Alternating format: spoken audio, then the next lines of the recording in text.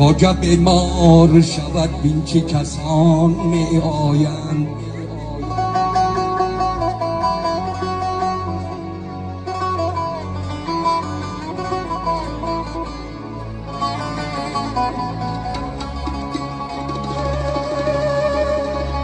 خواجه بیمار شود بین چه کسان می آیند. بر سری بالین مسکین مگسان می آیند.